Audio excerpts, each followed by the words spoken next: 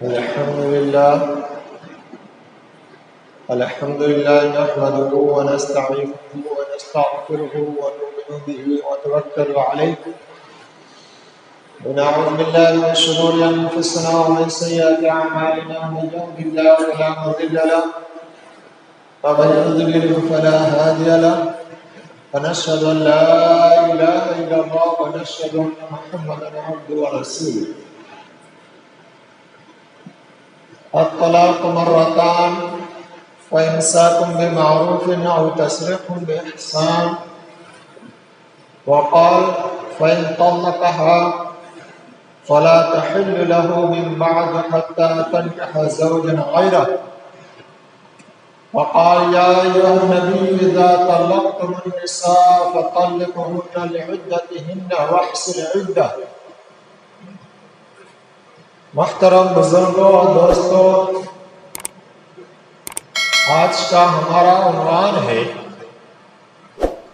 طلاق کا اختیار مرد کو کیوں، اور یہ ایک بڑا اعتراض ہے.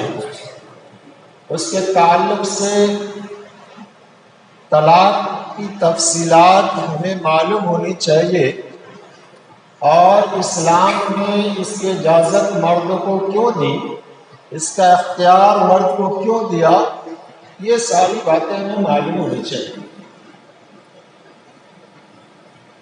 نکاح ایک سماجی ضرورت ہے. اللہ تعالیٰ نے مرد عورت کے درمیان ایک ایسی فطرت بنائی ہے کہ وہ ایک دوسرے کے بغیر نہیں رہ سکتے. اللہ تعالیٰ نے دونوں کے درمیان جنسی کشش پیدا کی ہے، اور اسی کشش کے نتیجے میں مرد عورت شادی بیاہ اور نکاح کرتے ہیں، اور پھر اس سے نسل انسانی کا تسلسل باقی رہتا ہے اور چلتا ہے. تو نکاح ایک انسانی اور ایک سماجی ضرورت ہے، سنت ہے. نکاح کا فائدہ قرآن کریم میں اللہ تعالیٰ نے خود بیان کیا، وَمِنْ آيَاتِهِ أَنْ خَلَقَ لَكُم مِّنْ أَنفُسِكُمْ أَزْوَاجًا لِتَسْكُنُوا إِلَيْهَا. یہ اللہ کی نشانیوں میں سے ہے کہ اس نے تمہارے درمیان میں سے تمہارا جوڑا پیدا کیا، لِتَسْكُنُوا إِلَيْهَا، تاکہ تم اس کے سکون حاصل کرو. معلوم ہوا کہ جب انسان شادی کرتا ہے، نکاح کرتا ہے، تو اس کا ایک بڑا مقصد قرآن کریم میں اللہ نے کہا لِتَسْكُنُوا إِلَيْهَا، اس سے تمہیں سکون نصیب ہوتا، سکون ملتا ہے. وَجَعَلَ بَيْنَكُم مَّوَدَّةً وَرَحْمَةً، اور اللہ نے اس شادی کی وجہ سے تم دونوں کے درمیان محبت اور رحمت اور مودت پیدا کر دی. انسان تھکا ہارا مادہ گھر پہنچتا ہے، شریک حیات اگر اچھی ہو، اس کا استقبال کرتی ہے، تو پھر انسان سکون محسوس کرتا ہے. ذہنی سکون، جسمانی سکون محسوس کرتا ہے. لیکن کبھی کبھی مزاج کے اختلاف کی وجہ سے، چونکہ اللہ تعالیٰ نے ہر ایک کے مزاج الگ الگ بنایا، ہر ایک کی سوجھ بوجھ، ہر ایک کی سمجھ اللہ تعالیٰ نے الگ بنائی. کبھی کبھی مزاج کے اختلاف کی وجہ سے میاں بیوی کے رشتوں میں اختلاف پیدا ہو جاتا، دونوں کی محبت دشمنی میں تبدیل ہو جاتی ہے. ایک دوسرے کی شکل دیکھنا گوارا نہیں کرتی، ایک دوسرے کے ساتھ رہنا گوارا نہیں کرتے. گویا جب آپس کا سکون غارت ہو جائے، شادی کا جو مقصد ہے سکون اور اطمینان، وہ نصیب نہ ہو، تو پھر اللہ تبارک و تعالیٰ نے ڈائریکٹ طلاق کا حکم نہیں دیا. اللہ تعالیٰ نے کہا کہ اگر تمہارے درمیان ناچاکیاں پیدا ہو جائے نا اتفاقیاں پیدا ہو جائے، تم دونوں کے درمیان کا سکون غائب ہو جائے، باطل ہو جائے، سکون غارت ہو جائے، تو اللہ تعالیٰ نے سب سے پہلا حکم دیا کہ مرد جو ہے صبر و تحمل کا مظاہرہ کرے، جذبات میں نہ آئے، وَعَاشِرُهُنَّ بِالْمَعْرُوفِ، اس کے ساتھ اچھا سلوک کرو، وَإِن كَرِهْتُمُوهُنَّ فَعَسَىٰ أَن تَكْرَهُوا شَيْئًا وَيَجْعَلَ اللَّهُ فِيهِ خَيْرًا كَثِيرًا۔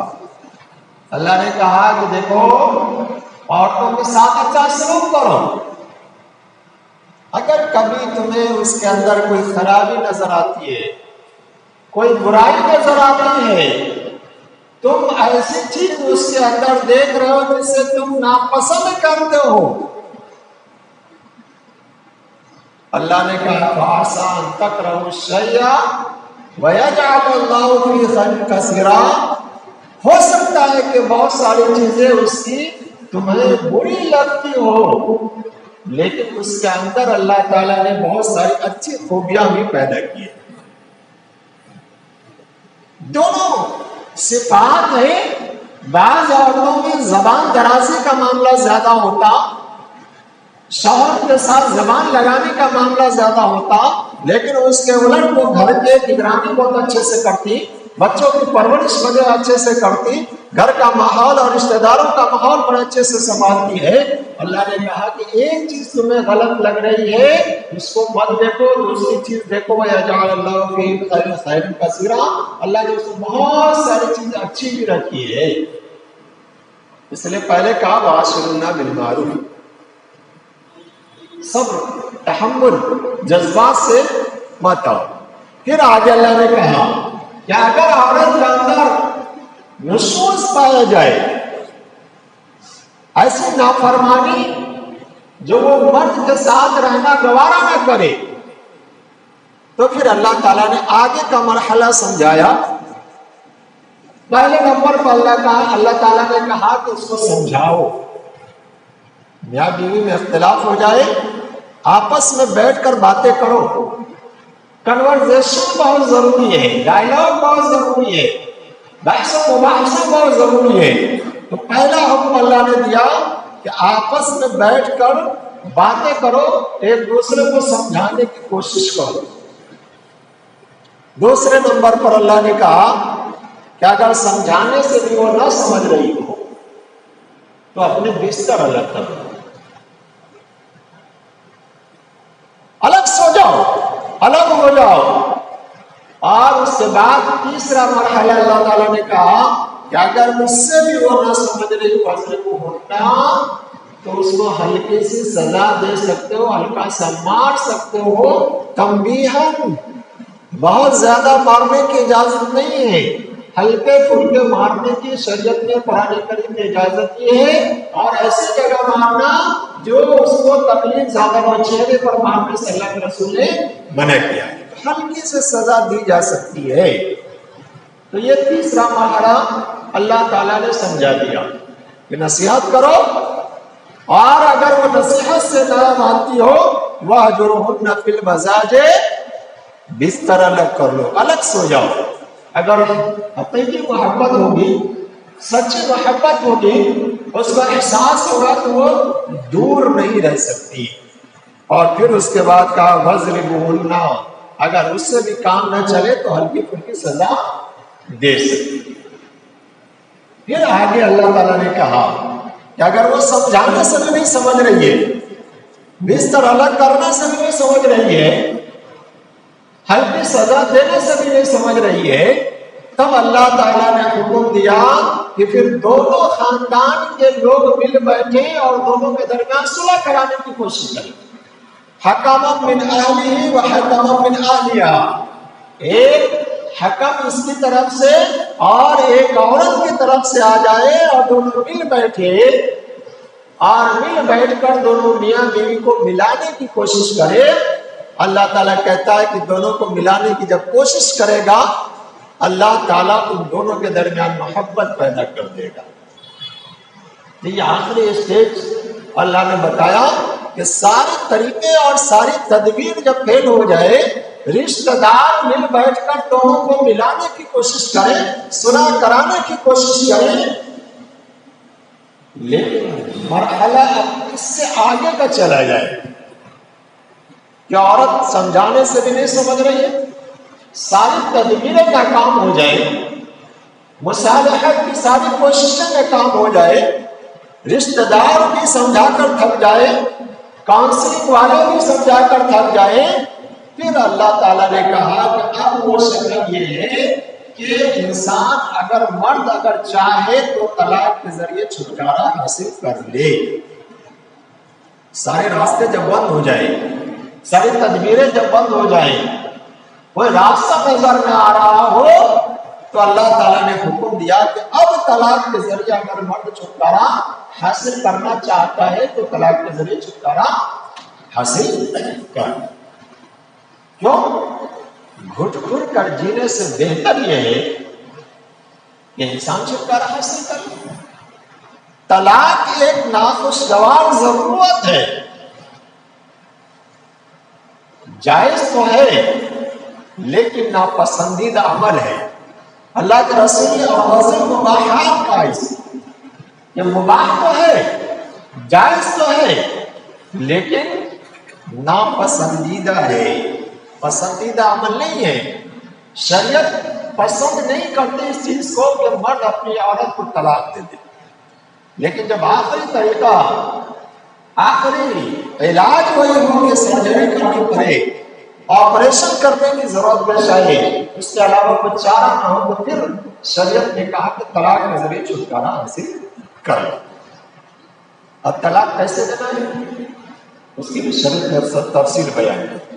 طلاق کے سلسلے میں اللہ تبارک و تعالیٰ نے یہ بیان کیا، یا ایھا النبی اذا طلقتم النساء فطلقوهن لعدتهن واحصوا العدة۔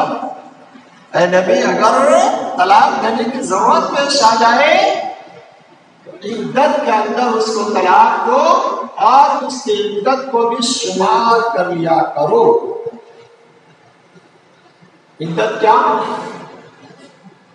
امام ابو حنیفہ رحمۃ اللہ علیہ کے نزدیک عدت حیض شمار ہوتی ہے، ماہواری شمار ہوتی ہے، اور امام شافعی رحمۃ اللہ علیہ کے نزدیک عدت طہر کی حالت شمار کی جاتی ہے۔ معلوم یہ ہوا کہ عورت کو حالت حیض میں طلاق نہ دو، ناپاکی کی حالت میں طلاق نہ دو، ماہواری کی حالت میں طلاق نہ دو، ایسی حالت میں طلاق دو جب اس کی پاکی ہو، طہر کی حالت ہو۔ اس لیے کہ جب ماہواری کا وقت ہوتا ہے اس وقت عورتوں کا ذہنی جو توازن ہوتا ہے یا ذہنی پریشانی بڑی ہوئی رہتی ہے، ذرہ ذرہ سے بات پہ چڑچڑاپن پیدا ہوتا ہے، ذرہ ذرہ سے بات پر اس کو غصہ آنے لگتا ہے، اس حالت میں تمہیں طلاق نہیں دینا ہے۔ اللہ کے رسول صلی اللہ علیہ وسلم کے زمانے میں ایک شخص نے اپنی بیوی کو حالت حیض میں طلاق دے دیا تو اللہ کے رسول حضرت عبداللہ ابن عمر نے طلاق دے دیا۔ اللہ کے رسول صلی اللہ علیہ وسلم بہت غصہ ہوئے اور آپ نے کہا کہ تم نے بڑا غلط کام کیا ہے، اس کو لوٹا لو۔ تو پہلا حکم یہ ہے طلاق کے سلسلے میں کہ حیض کی حالت میں طلاق نہ دی جائے۔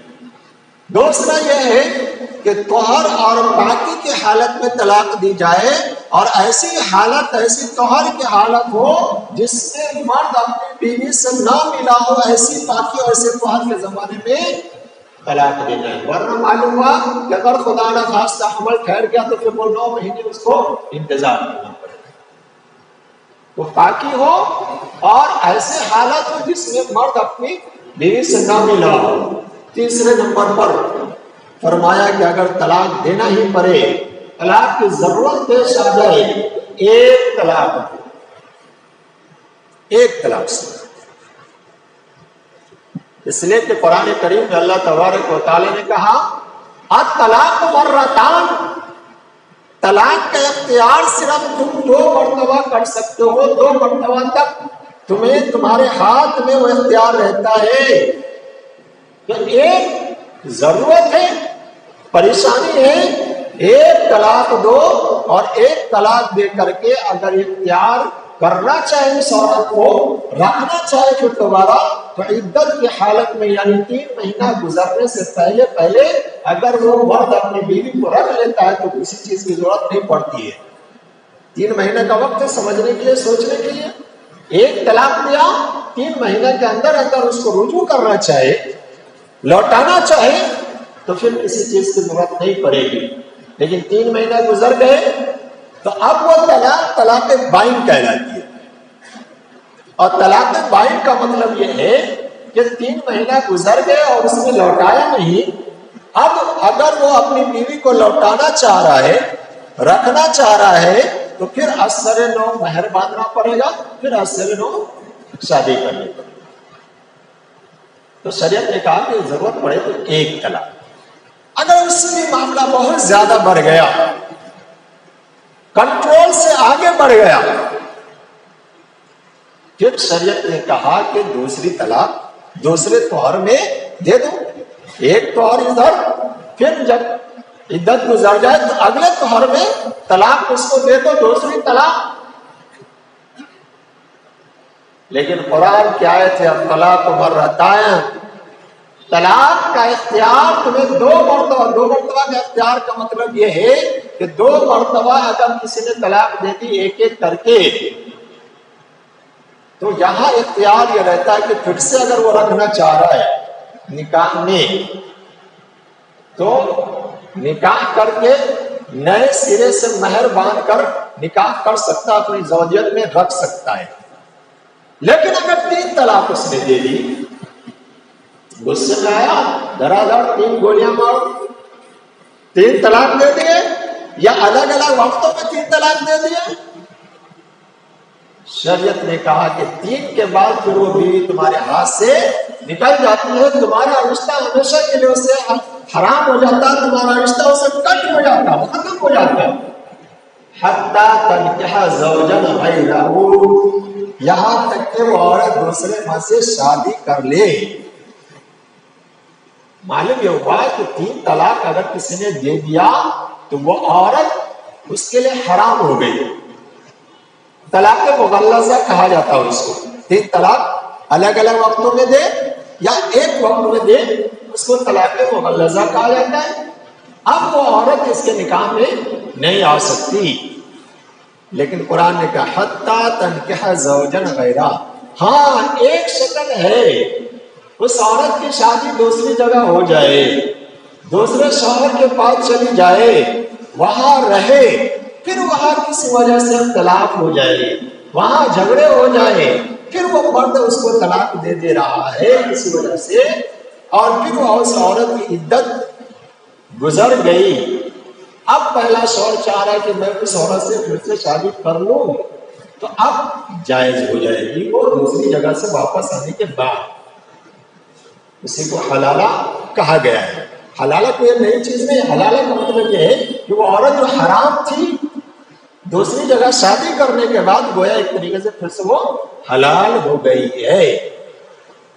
تو تیسری طلاق اور 3 مرتبہ طلاق اگر کوئی دیتا ہے تو شریعت نے بڑا ناپسند کیا اس کو، اور بڑی سختی سے منع کیا، اس لیے کہ یہ ہمیشہ کے انسان پچھتاتا رہتا ہے اور ہمیشہ کے لیے وہ عورت اسے جدا ہو جاتی ہے۔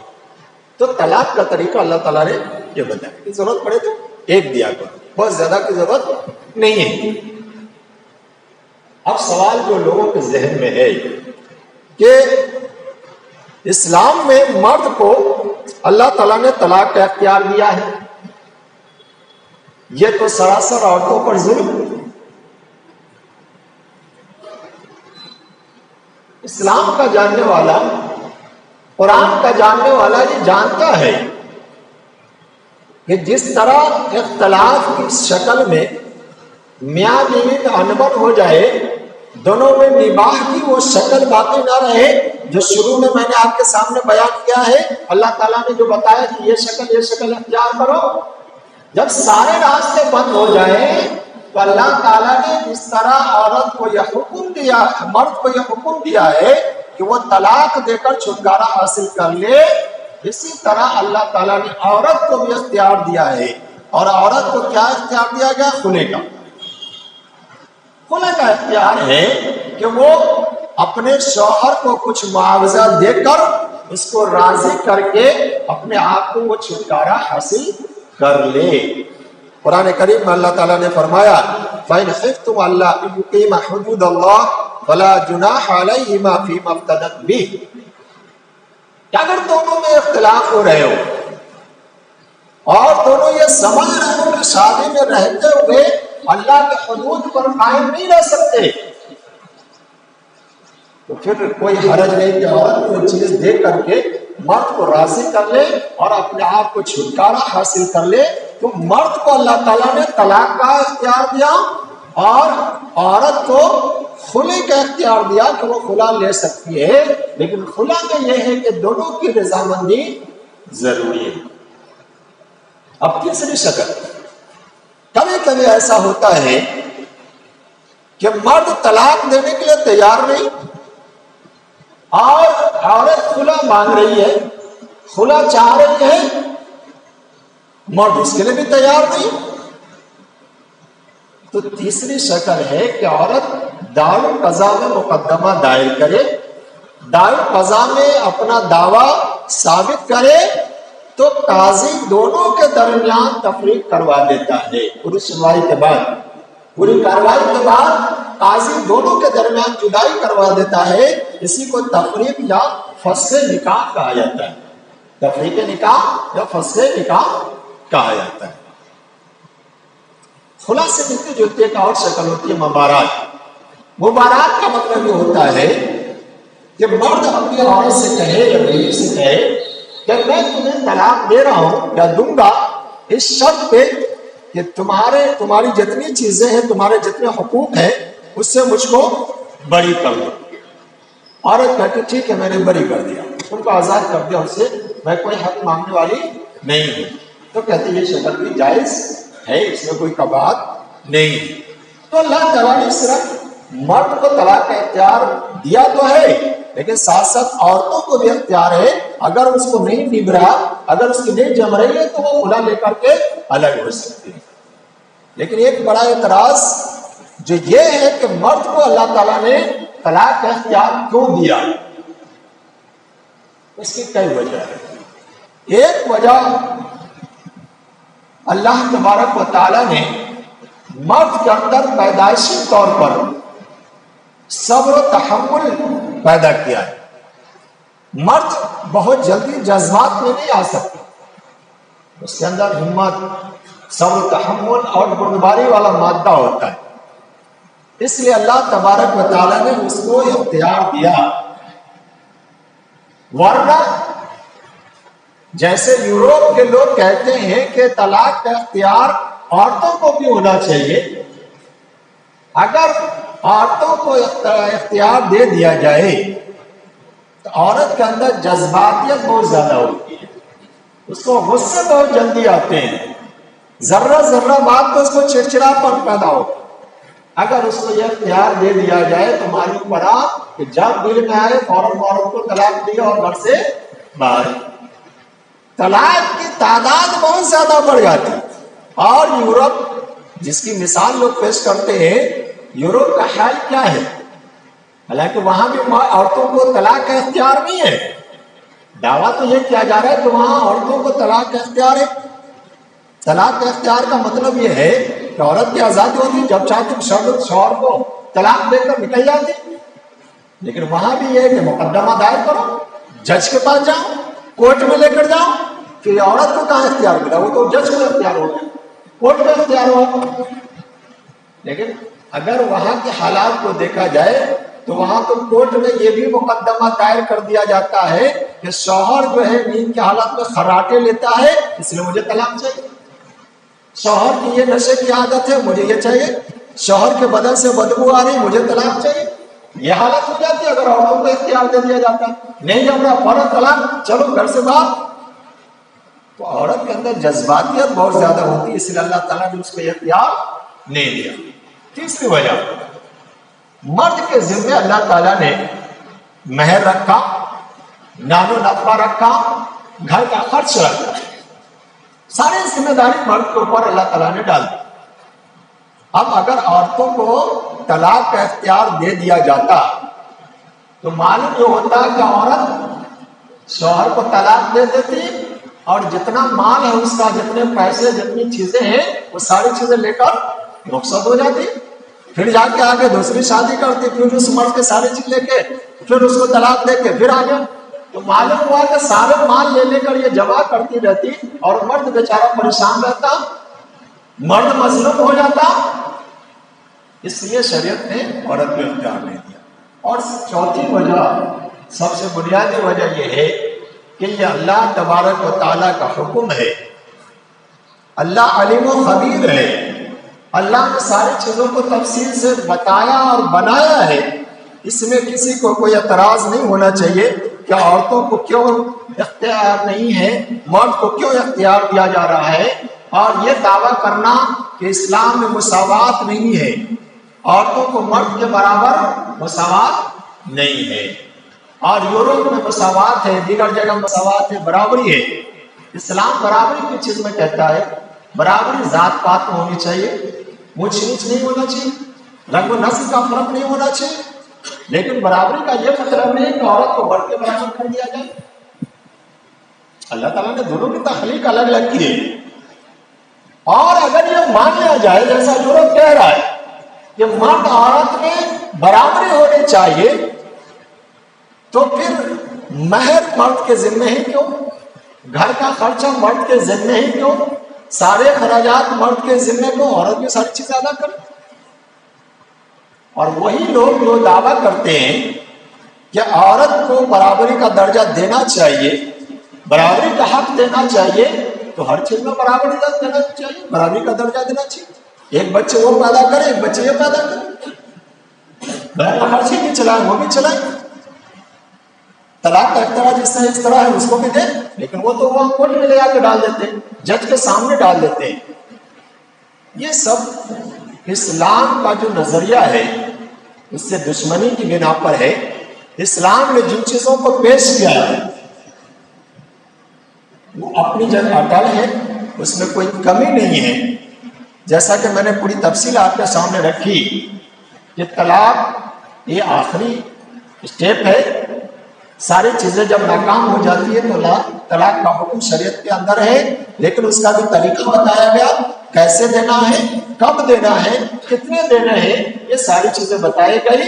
اور اگر اسے روک دیا جائے، اسے منع کر دیا جائے، تو پھر جو سماج کا تانا بانا ہے وہ بگڑ جائے گا۔